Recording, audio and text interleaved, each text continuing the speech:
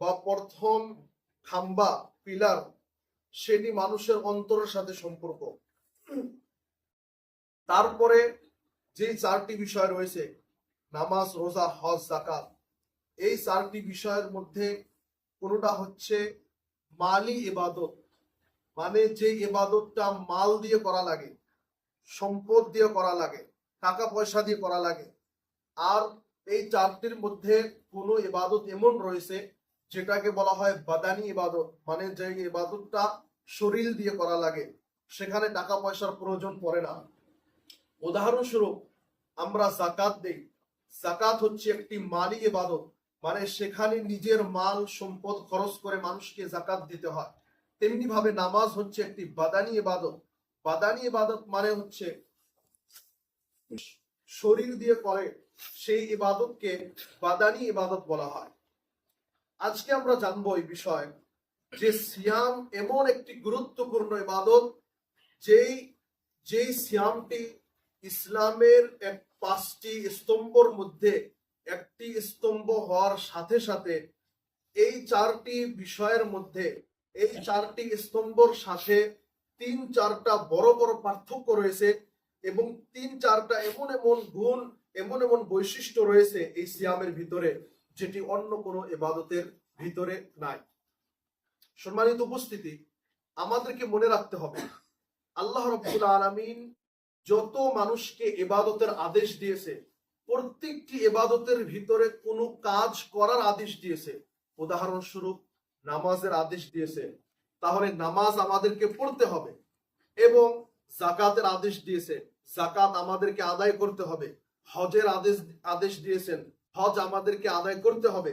আরো বিভিন্ন ইসলামের ভিতরে বিভিন্ন হুকুম আহকাম আদেশ রয়েছে যেগুলো করাকে ইবাদত বলা হয়। কিন্তু সিয়াম এমন একটি ব্যতিক্রম ইবাদত যে সিয়ামের পুরো বিষয়টা হচ্ছে ছেড়ে দেওয়া। আপনি দেখেন সকাল থেকে সন্ধ্যা পর্যন্ত, মানে শুভ সাদিক থেকে সূর্যাস্ত পর্যন্ত কোনো কাজ করার নেই যে এই কাজ করলে সিয়াম হয়ে যাবে, বরং আমাদেরকে কাজ ছেড়ে দেওয়ার নামই হচ্ছে এই সিয়াম। তো সিয়ামের এটি একটি খুবই গুরুত্বপূর্ণ বৈশিষ্ট্য, যেটাকে আমরা আরবি ভাষায় বলা হয় তার মানে ছেড়ে দেওয়া। তো সিয়ামের পুরো বিষয়টা আমাদের জন্য হলো সেটি ছেড়ে দেওয়ার মতো, যেটি আর ইসলামের অন্য কোন স্তম্ভের মধ্যে প্রযোজ্য হবে না। দ্বিতীয় পয়েন্ট হচ্ছে সিয়াম সম্পর্কে যে প্রত্যেকটি ইবাদতের ভিতরে রিয়া আসার সম্ভাবনা খুব বেশি থাকে, মানুষকে দেখানো খুব বেশি থাকে, মানুষকে দেখানোর সম্ভাবনা খুব বেশি থাকে। উদাহরণস্বরূপ একজন মানুষ মসজিদে সালাত আদায় করতেছে, নামাজ পড়তেছে, সেই ব্যক্তি নর্মাল ভাবে নামাজ পড়তেছে, কিন্তু দেখা গেল একজন মানুষ যখনই সেই মসজিদে প্রবেশ করলো, সেই মানুষকে দেখার পরে বা সেই মানুষকে অনুভব করার পরে সেই সালাতরত অবস্থায় থাকা মানুষটা নিজের সালাতকে আরো সুন্দর করলো। তো এই যে ওই মানুষকে দেখে তার সালাতকে সুন্দর করলো, এটি রিয়ার মধ্যে শামিল হয়ে গেল। কারণ সে আগে থেকে সালাত সুন্দর করেনি, বরং সেই মানুষকে দেখে সালাত সুন্দর করেছে। বরং মানে কথা হলো যে সেই ব্যক্তি সেই মানুষকে দেখানোর জন্যই কাজটি করলো। মানে নামাজও এমন একটি ইবাদত যে ইবাদতের ভিতরে আমরা যদি হালকা আমাদের মনকে ছেড়ে দেই, আমাদের মন খুব সহজে রিয়াকে ধরে নিবে বা রিয়া আমাদেরকে খুব সহজেই ধরে নিবে। তেমনি ভাবে হজের মধ্যে দেখেন একজন মানুষ হজ করতে যাচ্ছে, হজের সময় হজের ভিতরে যাওয়ার পরে অনেক কাজ, অনেক পরিস্থিতি এমন এসে যায় যেখানে মানুষের জন্য রিয়াকারি করা অনেক সহজ হয়ে যায়। যাকাতের মধ্যে যাকাত যে জিনিস দিয়ে দেওয়া লাগে সেই জিনিস না দিয়ে অন্য বস্তু দিয়ে দিল, বা বিভিন্ন প্রকার রয়েছে যে প্রকারের মাধ্যম দিয়ে মানুষের মধ্যে এটি প্রচার করা যায় যে আমি এই ইবাদতটি করতেছি। সম্মানিত উপস্থিতি, কিন্তু সিয়াম এমন একটি ব্যতিক্রম ইবাদত যে ইবাদতের ভিতরে রিয়া আসার কোনো সম্ভাবনা নেই। কারণ আজকে আমরা সবাই হয় একসাথে ইফতার করি, হয় আলাদাভাবে ইফতার করি। দিনের বেলায় সবাই নিজের নিজের কর্মে ব্যস্ত থাকি, যার যেটি দায়িত্ব সেই দায়িত্বরত আমরা থাকি।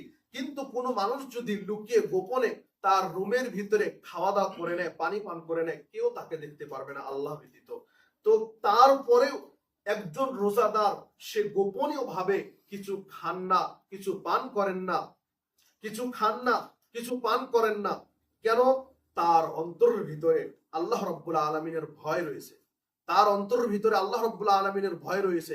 এই জন্য বলা হয়েছে যে সিয়াম এমন একটি ইবাদত, যে ইবাদতের ভিতরে রিয়া আসা বা মানুষকে দেখানোর সম্ভাবনা অনেক কম থাকে। সম্মানিত উপস্থিতি, আমরা সিয়াম সম্পর্কে দুইটি পয়েন্ট বললাম। একটি হলো সিয়াম এমন একটি ইবাদত যে ইবাদতের ভিতরে শুধু আমাদেরকে কাজ ছেড়ে দিতে হয়, কোনো কাজ করতে হয় না। এবং দ্বিতীয় পয়েন্টটি হচ্ছে যে এই ইবাদতের ভিতরে মানুষ দেখানো বা রিয়া, এটির সম্ভাবনা একদম কম, না বললেই চলে। তৃতীয় গুরুত্বপূর্ণ পয়েন্ট হচ্ছে সিয়াম সম্পর্কে আল্লাহ রাব্বুল আলামিন দুনিয়ার ভিতরে যত আমল দিয়েছে, নামাজ, রোজা, হজ, যাকাত, যত আমল দিয়েছে, প্রত্যেকটি আমলের একটি সওয়াব লিমিট করে দিয়েছে, নির্ধারিত সওয়াব করে দিয়েছে যে তুমি এই আমল করলে এই সওয়াব পাবে। এই জন্য আল্লাহর রাসূল সাল্লাল্লাহু আলাইহি ওয়াসাল্লাম বলেছেন, কোন ব্যক্তি যদি মাবরুর হজ করে, মানে পূর্ণাঙ্গ যেইভাবে আল্লাহর রাসূল সাল্লাল্লাহু আলাইহি ওয়াসাল্লাম হজ করেছেন সেইভাবে যদি কোনো ব্যক্তি হজ আদায় করে, তাহলে সেই ব্যক্তি সেই ছোট্ট নিষ্পাপ সন্তানের মতো হয়ে যায়, যে ছোট্ট নিষ্পাপ সন্তানটি এখনই মায়ের পেট থেকে জন্মগ্রহণ করলো। সুবহানাল্লাহ। তো হজেরও একটি সওয়াব লিমিট রয়েছে, সওয়াবের লিমিট রয়েছে। তেমনি ভাবে নামাজ, যাকাত, আরো বিভিন্ন ইবাদত রয়েছে যে ইবাদতের সওয়াব গুলো লিমিট রয়েছে। কিন্তু সিয়াম এমন একটি ব্যতিক্রম ইবাদত যে ইবাদতের সওয়াবের লিমিটেশন আল্লাহ রাব্বুল আলামিন মানুষদেরকে জানিয়ে দেয়নি। হাদিসে এসেছে আল্লাহ রাসূল সাল্লাল্লাহু আলাইহি সাল্লাম বলেন যে নরমাল দিনে, আম দিনে মানুষের একটি নেকির কাজ, একজন মানুষ একটি নেকির কাজ করলে সেটি তাকে 10টি নেকি দেওয়া হয়, বা 10 থেকে বাড়াতে বাড়াতে 700 পর্যন্ত করে দেওয়া হয়। কিন্তু আল্লাহর রাসূল সাল্লাল্লাহু আলাইহি সাল্লামের একটি লম্বা হাদিসের শেষের টুকরার ভিতরে আল্লাহ রাসূল সাল্লাল্লাহু আলাইহি সাল্লাম বলেছেন যে ইল্লা সাওম, তবে সিয়াম ব্যতীত, রোজা ব্যতীত, কারণ রোজা বা সিয়াম বান্দা আমার জন্য থাকে, ওয়া আনা আজজি বিহি, এবং এর প্রতিদান আমি আল্লাহ রাব্বুল আলামিন নিজে হাতে দিব।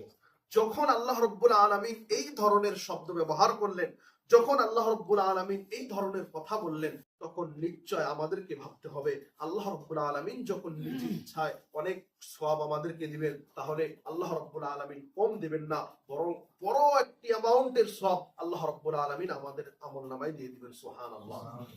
তেমনি ভাবে সিয়াম সম্পর্কে আরো একটি গুরুত্বপূর্ণ পয়েন্ট হচ্ছে যে আল্লাহ রাসূল সাল্লাল্লাহু আলাইহি ওয়াসাল্লাম প্রত্যেকটি উম্মতের প্রত্যেকটি মানুষকে নিষেধ করেছেন। কোন মানুষ ডেইলি রোজা রাখতে পারবে না রমজান মাস ব্যতীত। কোন মানুষ ভাববে যে আমি ডেইলি রোজা রাখবো, কোন মানুষ ডেইলি রোজা রাখতে পারবে না, এটি নিষেধ করেছে আল্লাহ রাসূল সাল্লাল্লাহু আলাইহি সাল্লাম। আল্লাহর রাসূল সাল্লাল্লাহু আলাইহি সাল্লাম বলেছেন যে যদি তোমার খুব বেশি রোজা রাখার ইন্টারেস্ট থাকে, তাহলে তুমি কি করবে? সিয়াম দাউদ আলাইহিস সালামের সিয়াম রাখবে, দাউদ আলাইহিস সালামের রোজা রাখবে। দাউদ আলাইহিস সালাম কেমন ভাবে রোজা রাখতেন, সিয়াম রাখতেন? দাউদ আলাইহিস সালাম একদিন রোজা রাখতেন, একদিন রোজা ছেড়ে দিতেন, মানে একদিন পর পর রোজা রাখতেন। এখানে গুরুত্বপূর্ণ পয়েন্ট হচ্ছে আমাদের জন্য মনে রাখা বিষয় যে কেন আল্লাহ রাসূল সাল্লাল্লাহু আলাইহি ওয়াসাল্লাম আমাদেরকে নিষেধ করলেন যে তোমরা ডেইলি সিয়াম রাখবে না।